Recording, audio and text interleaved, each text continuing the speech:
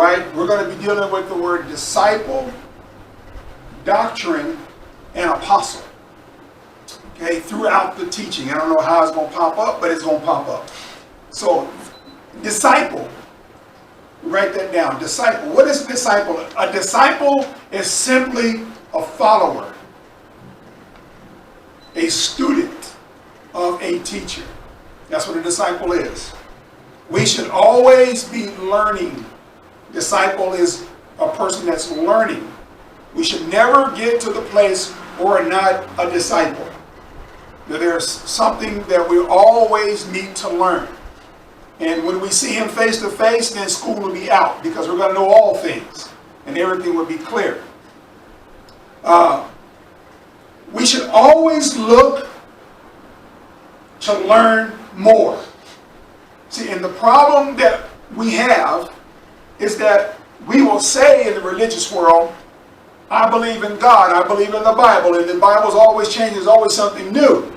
But when something new comes to that person, they don't receive it because it's not within the realm of their understanding.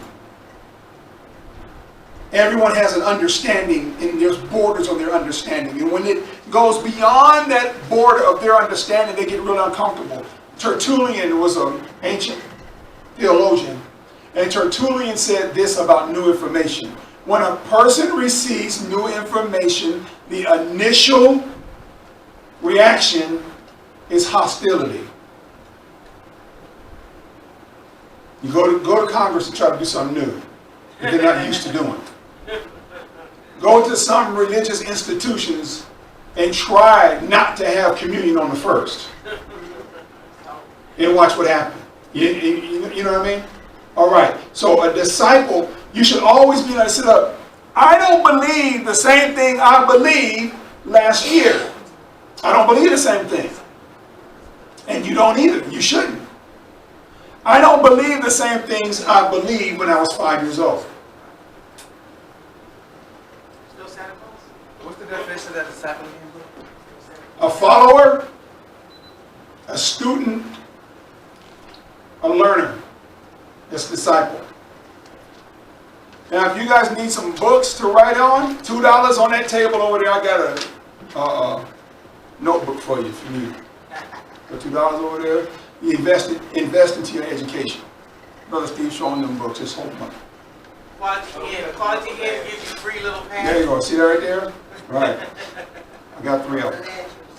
Now, when I was 5 years old, I believed that a little winged female came in my room and put money under my pillow when I lost my tooth. I believe that. You couldn't tell me nothing. I don't believe that anymore. When I was 5 years old, I believed a big fat white man in a red suit flew on a sled pulled by reindeer in the air, went down every chimney at night, and left toys under a tree. I believe that. He's black, huh? I don't believe that anymore. Amen. Yeah, I'm fat, but my sled is white. There you go. You will be surprised at how ignorant you are. Now, ignorant is not a put down. It means you don't know something. Satan is the god of ignorance. And I'm not talking about, in the Bible says he's the god of darkness, or the prince of darkness. It doesn't mean the absence of light, because God created the dark and the light and said it's good. He's the prince of ignorance. In other words, he can control you to the point where you're ignorant.